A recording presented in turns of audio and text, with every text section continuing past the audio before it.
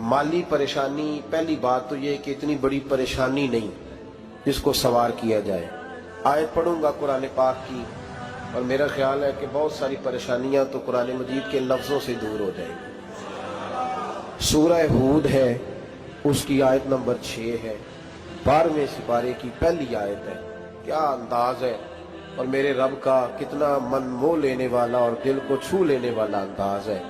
रब करीम ने फरमाया वमा मिन दाब्बतिन फिल अर्द, फरमाया नहीं जमीन पर कोई भी ऐसा चलने वाला, जमीन पर कोई ऐसा नहीं जो चलता हो, इल्ला अलल्लाहि रिज़्कुहा, जिसका रिस्क अल्लाह ने अपने जिम्मे न लिया हो। जमीन पे कोई चलने वाला ऐसा नहीं जिसके रिस्क की जिम्मेदारी रब करीम की ना हो। ये जिम्मेदारी रिस्क किसकी है? बोल के बताएं, बोल के किसकी जिम्मेदारी है जी? अल्लाह। देखिए गौर फरमाएं, यहाँ मुफस्सिरीन ने एक बात लिखी है इस आयत के तहत कि फरमाया जो जमीन पे चलने वाला है उसका रिस्क अल्लाह के जिम्मे। फरमाते हैं कि ये अल्लाह ने हमारी अकल के मुताबिक हमसे बात की है, वरना आसमानों में जितनी मखलूक है रिस्क उसका भी अल्लाह के जिम्मे ही है। यहाँ जो फिल अर्द के लफ्ज है जमीन पे, वो हमें समझाने के लिए कि तुमने तो सिर्फ ये दुनिया देखी है ना, तो जिसको तुमने देखा है वो सब खाते अल्लाह का दिया हुआ ही है। तो जो हमने देखा था रब करीम ने उसके मुताबिक हमें समझा दिया।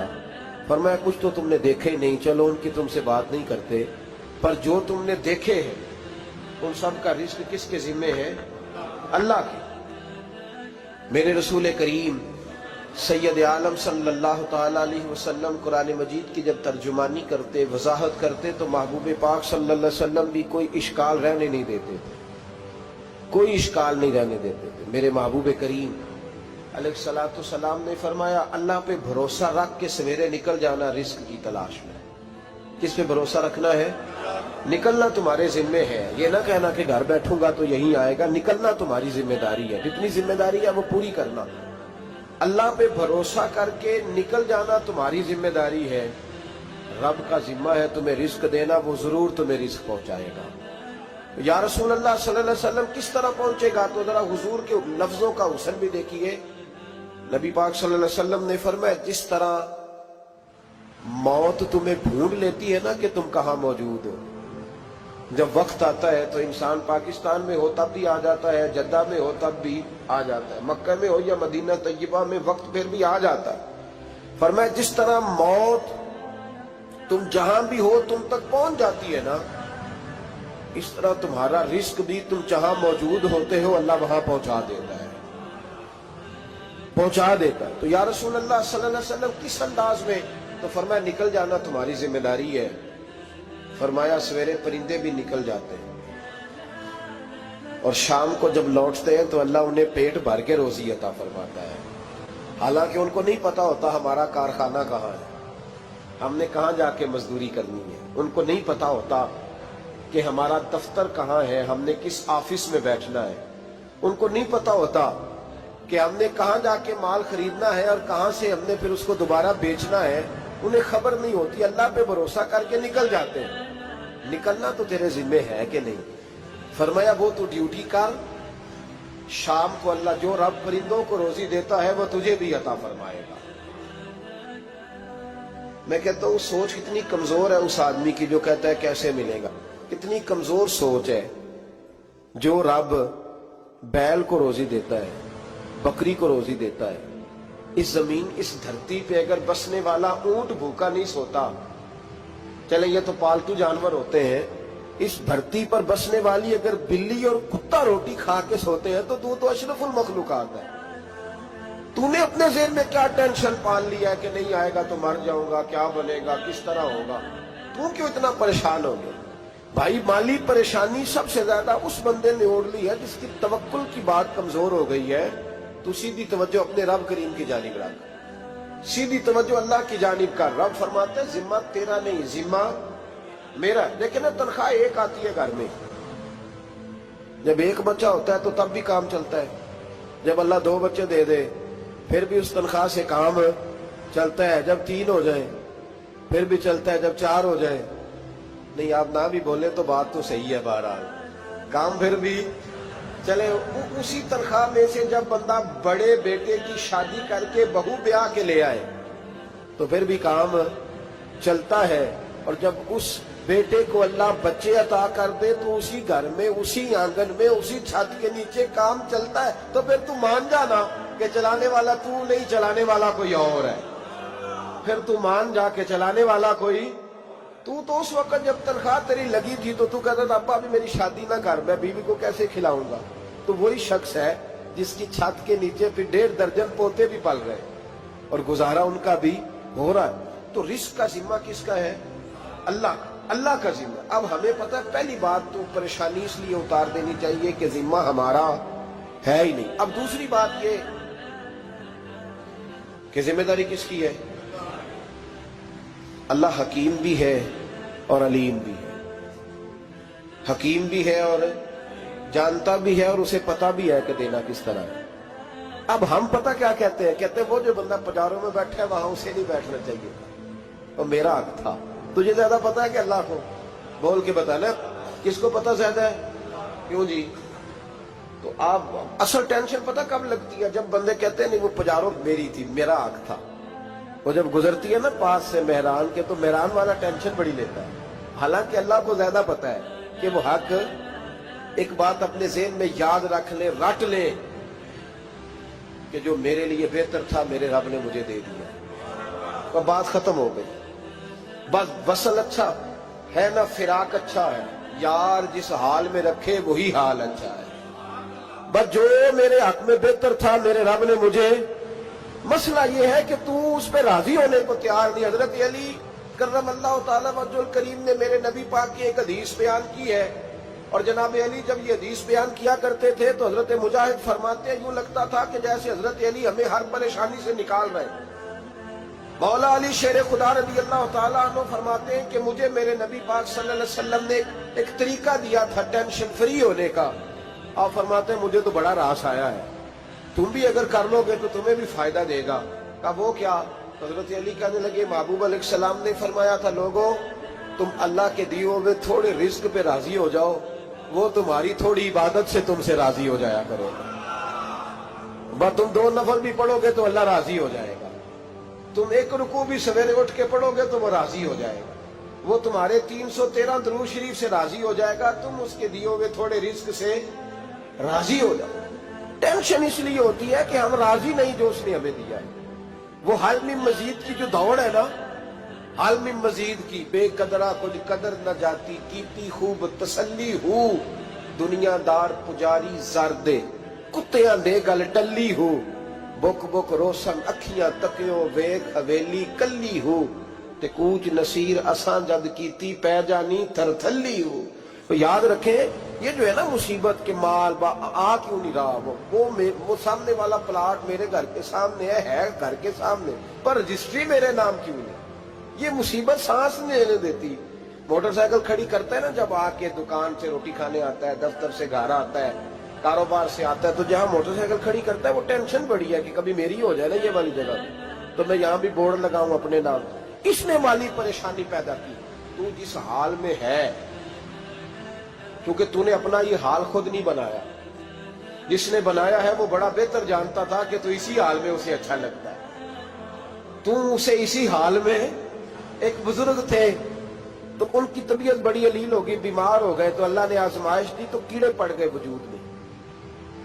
ایک کیڑا یہاں سے کھا رہا تھا، اللہ والے بڑے راضی رہتے ہیں اس کی رضا پہ، تو کیڑا یہاں کھا رہا تھا تو نیچے گر گیا، تو بابا جی نے اٹھا کے پھر وہاں رکھ لیا، کہنے لگے جب اس نے تیری ڈیوٹی مجھے کھانے کی لگائی ہے تو میں اس بات پہ راضی ہوں، تو نیچے کیوں گرتا ہے؟ بس ٹھیک ہے کھا، جب اس نے تجھے ڈیوٹی جو تیری لگائی۔ سالبہ بن عبد الرحمن ایک صحابی تھے، سالبہ غالباً، نبی پاک صلی اللہ علیہ وسلم کی خدمت میں آئے، کہنے لگے یا رسول اللہ صلی اللہ علیہ وسلم غربت بڑی ہے، میرے لیے دعا کریں اللہ زیادہ مال دے۔ تو محبوب صلی اللہ علیہ وسلم نے فرمایا تو جس حال میں اچھا ہے وہ تیرے لیے بہتر ہے، اس میں تو ہے وہی حال تیرے لیے۔ مشکل ہے نا یہ جواب سننا؟ کہتے پیر صاحب فلان جگہ سے تویز آیا، وہاں تو وارے نے آرے ہو گئے، تو آپ کے ہاں؟ تو میں کہتا ہوں یہ تویز دینے والا اگر تویز دے کے امیر بناتا ہے تو پہلے خود کیوں نہیں بنتا؟ یہ خود تو 150 کا طویل بیچ رہا ہے, اپنی بیچارے کی حالت یہ ہے. اگر اتنا ہی طویل اس کا چلتا ہوتا تو پہلے 5 جو پجاروں اس کے دروازے پہ کھڑی ہو. عجیب چکر ہے اور عجیب جگہ لوگ الجھ گئے, سمجھتے ہی نہیں بات کو. یا رسول اللہ صلی اللہ علیہ وسلم دعا کر دے تو محبوب نے کیا فرمایا؟ فرمایا تو جس حال میں ہے نا وہ حال تیرے لیے بہتر ہے, اسی میں رہ. کہ نہیں حضور دعا کرے. فرمایا سال بعد تو باز آ جا. حضور دعا کرے. فرمایا تو باز آ جا. 2-3 دفعہ کا ضد کی. محبوب نے فرمایا جا, پھر اللہ تجھے زیادہ پیسے دے گا. چند بکریاں خریدی, اتنی برکت ہوئی کہ بکریوں کے ریوڑ بن گئے. پھر کچھ بکریاں بیچ کے گائے خرید لی, ان کے بھی ریوڑ ہو گئے. پھر کچھ اونٹنیاں لے لی, ریوڑ ہی ریوڑ. پہلے 5 وقت مسجد میں آتے تھے, اب فجر اور عشاء رہ گئی. پھر مال زیادہ ہوا تو مدینے شہر میں کوئی جگہ ہی نہیں, مدینے سے باہر حویلی خریدی, پھر جمعہ ہی رہ گیا. جمعے کے جمعے آتے. زکوٰۃ کا حکم آیا. میرے نبی کریم علیہ السلام نے حضرت ابو ہریرہ کو بھیجا. فرمایا جا اسے کہہ تیری زکوٰۃ بنتی ہے 2.5%. 10 کروڑ روپیہ ہو تو کتنی زکوٰۃ بنتی؟ بھئی 1 کروڑ کی 2.5 لاکھ ہوئی نا, تو 10 کروڑ کی کتنی ہوئی؟ تو بڑی مصیبت ہے جب بینک سے میسج آتا ہے نا کہ 25 لاکھ نکل گیا تیرے اکاؤنٹ سے. بہت بڑی مصیبت, بڑی ٹینشن ہوتی ہے. ایک صاحب میرے پاس آئے, ان کی زمین اچانک مہنگی ہو گئی. اچانک پہلے کچھ 15-16 لاکھ کی ایکڑ زمین تھی, پھر وہ کروڑ کی ہو گئی. تو میرے پاس آئے, کہنے لگے وہ 10 کروڑ روپے بنتے ہیں تو زکوٰۃ. تو میں نے کہا آپ نے کیا کیا؟ ذری زمین پہ عشر آتا ہے, اس پہ زکوٰۃ نہیں آتی, تو آپ نے کیا کیا؟ کہنے لگے وہ کچھ سوسائٹی کے رول کے مطابق میں نے فائلیں وغیرہ لے لی ہیں, اب میں نا کبھی موقع آئے گا تو ان کو بیچوں گا. تو میں نے کہا اب تو آپ کا یہ مال ہو گیا بزنس کا, تو اب تو اس پہ زکوٰۃ آئے گی. 10 کروڑ پہ جب 25 لاکھ سنا تو کہنے لگے فوراً دینی پڑتی ہے کہ تھوڑی تھوڑی سے بھی کام چل جاتا ہے. تو میں ان کا چہرہ دیکھنے لگا. میں نے کہا نہیں وہ تو آپ کو پتا ہے, ویسے حضرت عمر فرمایا کرتے تھے بانٹ کے نہ دو, کوشش کرو کسی ایک کوئی دو, چلو کسی کا تو کچھ بن جائے, تو ایک کوئی دینی چاہیے. کہنے لگے تو مطلب یہ ایسا ہی حکم ہے؟ میں نے کہا آپ کسی اور سے تحقیق کر لیں. اب یہ بھائی لیتے وقت نہیں تجھے ٹینشن ہوئی کہ 15 لاکھ کا کروڑ ہو گیا, تو اس وقت کبھی تو نے کہا کہ یا اللہ تو یہ کیسی سوچ ہے مسلمان, کس طرح کا اس کا. ہمارے ہاں جب کسی آدمی پہ حالات خراب ہوتے ہیں نا, تو سب سے پہلے وہ اس طرح کرتا ہے کہ جو میں کہیں اللہ کے رستے میں دیتا ہوں پہلے اسے بند کرو. جس رستے تجھے آ رہا تھا پہلے تو نے وہ رستہ بلاک کیا. حضرت اسماء بنت ابی بکر صدیق کہتی ہیں میں حضور کو مسجد کے لیے, ادارے کے لیے, صحابہ صفہ کے لیے کچھ دے رہی تھی, تو میں نے گننا شروع کیا تو حضور مسکرانے لگے. حضور مسکراتے کیوں ہیں؟ تو فرمانے لگی, محبوب فرمانے لگے اسماء اللہ کے رستے میں گن گن کے نہ دیا کر, ورنہ وہ بھی تجھے گن گن کے دے گا. تو اس کے رستے میں بے حساب دے, وہ بھی تجھے بے حساب ہی عطا فرمائے. لیکن پہلے یہ والا پہلے دروازہ بند کرو, یہاں سے پیسے ختم ہو رہے ہیں. تو اس طرح کرنا بھائی. اس دفعہ سوٹ ذرا گرمیوں والے نہ خرید, لیکن جو تو اللہ کے رستے میں دے رہا ہے اسے دیتا رہے. لیکن ہم اپنا نقصان کرتے ہیں, زیادتی کرتے ہیں اپنے ساتھ. میں نے آپ کو پہلے بھی بتایا تھا پیار کی بولی ہے, پھر بولتا ہوں. ایک بڑے بڑے پیار والے دوست ہیں, ایک دفعہ مجھے کہنے لگے کہ آپ کئی دفعہ اعلان کرتے ہیں تو مجھے اچھا نہیں لگتا, اور آپ ادارہ بھی بہت زیادہ بننے والا ہے, بڑی چیزیں میں دیکھتا ہوں جو ہوں تو بڑا نظام اچھا ہو جائے, آپ دعا کریں اللہ مجھے پیسے دے تو میں بڑے سارے خرچ کروں گا اس کے رستے. تو میں نے کہا یا اللہ اسے 10 کروڑ دے, یہ 9.5 کروڑ تیرے رستے میں دے دے گا. تو چپ کر گیا, جس طرح آپ نہیں کر گئے سارے, چپ کر گیا وہ بھی. اس نے کہا جی نہیں جی انشاءاللہ کریں گے. تو میں کیا پلیا جی دعا پہ ہوں دیا, ابھی تو وہ آئیں گے تو تب دیکھی جائے گی. تو یہیں اڑ گیا, یعنی 9.5 کروڑ اللہ کے رستے میں خرچ کرنے کی دعا پہ بھی آمین کوئی نہیں کہتا کہ چلو آمین ہی کہہ دیں. تو میں کہا تینوں تے 50 لاکھ بچتا سی پیا, لیکن تو اس سودے پہ تیار ہے. جب یہ سوچ ہوتی ہے, یہ غلط سوچ ہے. یہ بات تو اگر تم مسکرانے والی, لیکن یہ سوچ صحیح نہیں. حضرت عثمان غنی رضی اللہ تعالیٰ عنہ کہتے ہیں جس وقت نبی پاک صلی اللہ علیہ وسلم نے اعلان کیا نا جنگ کے موقع پر کہ 800 سپاہیوں کا خرچہ چاہیے, کہتے ہیں میرے پاس 600 کا تھا. یہاں ایک روایت میں حضور نے 1000 کا اعلان کیا تو میرے پاس 800 کا تھا. جب 2-3 دفعہ نبی پاک نے اعلان کیا تو کہتے ہیں میں نے کھڑے ہو کے کہا یا رسول اللہ پورا 800 میری طرف سے. کہتے میں نے 200 سپاہی کا خرچہ ادھار اٹھایا لیکن پورے 2 مہینے نہیں گزرے تھے، رب کریم نے مجھے کئی گنا کر کے پیسے واپس عطا فرما دیے۔ اور بات تو یہ ہے کہ تیری وہاں لو لگی ہو، تو تجارت کرتا ہے ان لوگوں کے ساتھ جو کیا دے سکتے۔ تو سالبہ کے پاس حضور نے پیغام بھیجا، پہلے تو کہا تیرے لیے بہتر نہیں مال، جب اصرار کیا تو اب بڑی برکت ہو گئی، بڑا آیا تو فرمایا زکوٰۃ دے، 2.5% زکوٰۃ ہے۔ جب سوچا کہ 5 اونٹوں پہ ایک بکری جائے گی اور بڑا سارا مجھے دینا پڑے گا، اب جب غور کیا تو یہ تو نہ کہا کہ میں نہیں دیتا۔ حضرت ابو ہریرہ سے کہنے لگے نبی کریم علیہ السلام کی خدمت میں عرض کرنا کہ میں خود آؤں گا۔ حضرت ابو ہریرہ نے آ کے عرض کی یا رسول اللہ صلی اللہ تعالی علیہ وسلم، حضور وہ کہتے تھے میں خود آؤں گا، تو کہتے ہیں محبوب نے ٹھنڈی سانس لی، فرمایا اسے کہا تھا کہ تیرے لیے مال بہتر نہیں، اب ہلاک ہو گیا ہے، ہائے افسوس ہلاک ہو گیا۔ ان کو بھی تھوڑی دیر کے بعد احساس ہوا کہ یہ میں نے کیا کیا، نبی پاک کو ہی کہہ دیا نہیں ہے، حضور کو کہہ دیا بعد میں آؤں گا۔ اب دوڑے آئے، عرض کی حضور میں سارا کچھ لے کے آیا ہوں، قبول کر لیں۔ محبوب نے فرمایا گویا بلال حبشی کی خشک کھجور بھی قبول ہے، اور صہیب رومی ایک اٹی باندھ کی لائے تو وہ بھی قبول ہے، اور عمار بن یاسر اور مصعب بن عمیر اگر 2 دینار دے جائیں اور کوئی پرانا جوڑا کسی سپاہی کے لیے چھوڑ جائے تو وہ بھی قبول ہے، لیکن تو اپنا لاکھوں لے کے چلا جا، تیرا کوئی نہیں قبول، معاف کر دے۔ فرمایا جا معاف کیا، پر پیسے لے کے نہ آنا۔ اگلے سال پھر آئے، بندے ہوئے ہاتھ ہیں، محبوبہ میں دولت کا کیا کروں گا، آگ لگانی ہے، قبول کر لے۔ فرمایا تو لے جا، تیرا نہیں قبول، گرا جو ان کی نگاہ سے وہ سنبھل نہیں سکتا۔ حضور نے وصال ظاہری کیا تو جناب صدیق اکبر کے پاس آئے، لاکھوں کا مال، ابو بکر قبول کر لو، تو جناب صدیق اکبر کہنے لگے اس کا کر لو جس کا نبی نے نہیں کیا، چل جا کوئی نہیں چاہیے۔ حضرت عمر کے زمانے میں قحط پڑ گیا، بارشیں نہیں ہوتی، غلہ نہیں ملتا، حالات خراب ہے، مالی طور پہ بحران آ گیا، غربتیں، مجبوریاں، تکلیفیں، آ کے روئے، عمر میرا قبول کر لو، مجھے معافی تو مل گئی تھی نا۔ فرمایا معافی اپنی جگہ پہ، پر جس کا مصطفیٰ نے قبول نہیں کیا۔ بہت سارے لوگوں کو پتہ ہی نہیں کہ ان کا قبول ہی نہیں ہوا، اور وہ الجھے ہوئے، انہیں خبر ہی نہیں کہ اصل بات کیا ہے۔ فرمایا جس کا مصطفیٰ کریم نے قبول نہیں کیا، اب ہیرے اور جواہرات بھی لے کے آئے تو بھوکے مریں گے، پر اس کا قبول، اس بات پہ راضی رہو، اس حال میں اللہ نے رکھا ہوا ہے، اس حال میں راضی رہو۔ یہ جو مصیبت ہے نا دیکھنی کہ وہ بھی میرے پاس، تمہیں کیا پتا، کبھی پوچھ تو صحیح اس سے وہ کس مصیبت کا شکار ہے، جو مالی طور پہ بڑا امیر ہے، تو اس کی طرف دیکھ کے اپنا دل برا کرتا ہے۔ بس جس حال میں رب نے رکھا ہے اس حال میں رہ۔ حضرت عثمان غنی کے زمانے میں تو وہ وصال کر گئے، لیکن بھائی تو جس حال میں تیرا رب تجھے رکھتا ہے اس حال میں رہ، تیری مالی پریشانیاں ختم ہو جائیں۔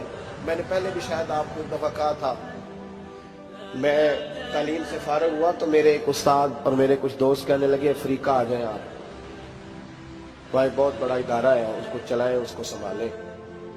میری والدہ سے میں نے کہا، کچھ طبیعت ہوتی ہے نا انسان کی، میرا بھی دل لگ گیا۔ میری اماں پڑھی نہیں تھی لیکن اللہ نے دانائی بڑی عطا فرمائی تھی، حکمت بڑی تھی، سیانی بڑی تھی۔ تو میں نے کہا اماں جی تو مجھے ساؤتھ افریقہ کی دعوت ہو رہی ہے، تو آپ کیا کہتی ہیں؟ تو اٹھ کے میرے پاس آ گئی اور مجھے انہوں نے اپنے بازوؤں میں لے لیا، پھر میرا ماتھا چوما، کہنے لگی پتر میں تے وال بھی نہ پوٹ کے دیوا کسی، ہم نے دولت کا کیا کرنا، تو اللہ کا نام لے کے کہیں بیٹھ جا، رب کریم رون کے لگا دے گا، خیر ہو جائے۔ تو میرے بھائی یاد رکھیں ان چیزوں سے تھوڑا سا دیکھیں نا، قناعت کریں، جو اللہ نے دیا اس پہ راضی ہو جائے، اللہ بڑا مہربان ہے، وہ آسانیاں کر دیا کرتا ہے۔ تو یاد رکھیں میرے رسول کریم علیہ السلام نے ایک تو ہمیں درس یہ دیا ہے کہ تو سمجھ جا، قرآن نے ہمیں بتایا ہے کہ روزی تیری ذمہ داری نہیں، روزی کس کی ذمہ داری ہے؟ اللہ کی۔ اور دوسری بات یہ کہ جو اللہ نے تمہیں دیا ہے اس پہ تو راضی ہو جا، تیری مالی پریشانیاں ختم ہو جائیں۔ اور پھر حضور صلی اللہ علیہ وسلم نے فرمایا مذہبی طور پر جب دیکھو تو آگے دیکھو، اور دنیاوی طور پر جب دیکھو تو پیچھے دیکھو، پریشانی ختم ہوگی۔ مذہبی طور پر جب دیکھو، جو 5 نمازیں پڑھتا ہے وہ تہجد پڑھنے والے کو دیکھے، اور جو تہجد پڑھتا ہے وہ اشراق چاشت پڑھنے والے کو دیکھے، اور جو بندہ اشراق اور چاشت پڑھتا ہے پھر اس کو دیکھے جو سارا دن مصطفیٰ پہ درود پڑھتا ہے۔ ऊपर ऊपर देखे कि मैंने और नेक होना है और नेक, और जब माली मामला है तो फिर नीचे देख। अगर तू बैठा ना बाजारों पे तो फिर टूडी वाले पे नजर कर, उसका क्या हाल है। और अगर तू वहां बैठा है तो देख मेहरान वाला भी तो गाड़ी चला ही रहा है, और अगर तू वहां है तो मोटरसाइकिल वाला देख, और तू वहां है तो फिर साइकिल वाले पे नजर, और अगर तू साइकिल वाला है तो पैदल वाले को देख, अगर तू किराए के मकान में रहता है तो फिर झोंपड़ी वाले को देख, और अगर तू झोंपड़ी में रहता है तो फिर भी परेशान ना होना। कुछ ऐसे भी हैं जिन्हें झोंपड़ी भी नसीब नहीं, जो सड़क पर लेटे हुए। और अगर तू तंदुरुस्त है ना तो कभी जाके अस्पताल में देख हाल क्या है, लोग किस हाल में है। तो हम शुक्र नहीं अदा करते, उसका नुकसान क्या होता है, नेमतें चली जाती हैं। अल्लाह फरमाते लाइन शकर तुम लाज़ीदन्नकुम, तो शुक्र अदा कर मैं नेमतों में इजाफा कर दूंगा। तो भाई माली परेशानी का तीसरा सबब यह है कि हम देखते हैं माली तौर पर ऊपर, तो फिर हमें तबीयत बिगड़ती है। और फिर माली परेशानियों के कुछ और असबाब भी हैं। इमाम शाफी फरमाते हैं जिन घरों में लोग फजर की नमाज के वक्त सोए होते हैं उन घरों में रिस्क नहीं आता। आप फरमाते हैं फजर का वक्त अल्लाह के देने का वक्त है, उस वक्त अल्लाह बांटता है। हुजूर सल्लल्लाहु अलैहि वसल्लम का फरमान है ना हदीस में कि तहज्जुद के वक्त अल्लाह पहले आसमान पे नुज़ूल जलाल फरमाता है जो उसकी शान के लायक है तहज्जुद के वक्त, और वो कहता है मांगो मैं तुम्हें अता करूंगा। लेने की बारी आए तो बंदा समेट समाट के अंदर घुस जाए। हमारे यहाँ ये होता है कि शाह के बाद बच्चे बैठते हैं मोबाइल लेके, तहज्जुद का वक्त आता है तो उनकी आंखें बंद होनी शुरू होती, तो लेने के वक्त तो तू सोया था, तेरा मसला कैसे हल होगा भाई। जब कोई आदमी खैरात बांट रहा हो तो जो प्याला पीछे कर ले उसे मिलेगा। कहते उस वक्त आना जब मैं बांट रहा था, अब तू किधर आ गया है। मिसाल दे रहा हूं, तो फजर का वक्त मांगने का है, तो सारी रात तो गुजर गई गेमें खेलते टीवी देखते, और जो लेने का वक्त था तू सो गया, तो कैसे आएगा तेरे पास। तो उठे सवेरे बंदों से मांग के देख लिया, बड़ी इज्जतें खराब हुई। फजर का वक्त उठ के झोली फैलाए। मेरे रसूल पाक अलैहिस्सलाम फरमाते हैं, रब फरमाते हैं जब बंदे मेरे आगे झोली फैलाते हैं मुझे शर्म आती है। किसे चुमे यार गुलाब ताई, किसे जाके कलीनो चुमे आए, किसे चुमे यार दिचो खटनो,